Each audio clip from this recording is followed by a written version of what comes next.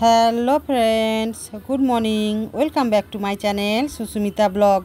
তো বন্ধুরা কেমন আছো? আশা করছি ভালো আছো। আমিও তোমাদের আশীর্বাদে ভালো আছি। তো বন্ধুরা দেখো, এখন বাজে সকাল 6:30। তো দেখছো হালকা হালকা দেওয়ালে কেমন রোদ লেগে গেছে। এদিকে দেখো আমার ভাইপো ছাদে যাবে বলে কান্নাকাটি শুরু করেছে। এই পি পটি করলো কখন?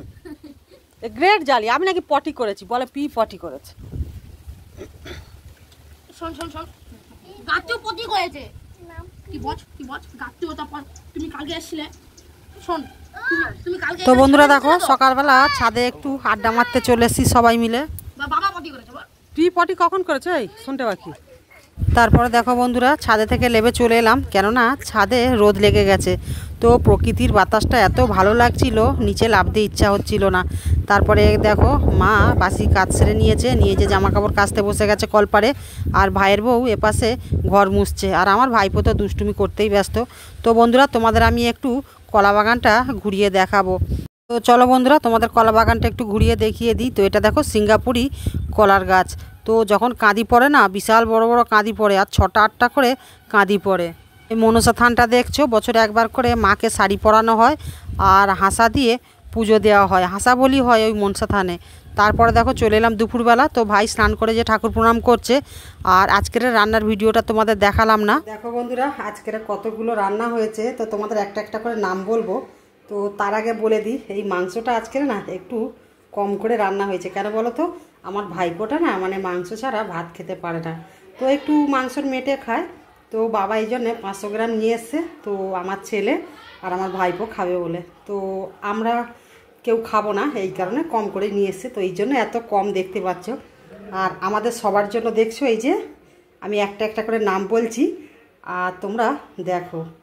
এই দেখো বন্ধুরা কী কী রান্না হয়েছে। ঢেঁড়সের চচ্চড়ি, ডাল, উচ্ছে আলুর ঝাল, মাংসের তরকারি, আর এটা চিচিঙ্গা আলু পোস্ত, আমের চাটনি।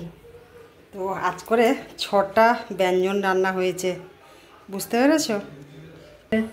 দেখো এই যে সব ভাত বেড়ে ফেলেছি। এই যে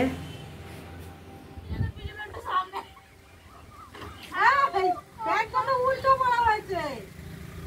আচ্ছা গেঞ্জিটা পরে না, ঠিক আছে। এখন নতুন স্টাইল বেরিয়েছে, ধরো এখন নতুন স্টাইল, কোনো ব্যাপার নেই। বছর হয়ে গেছে, নতুন স্টাইল শুরু হয়েছে।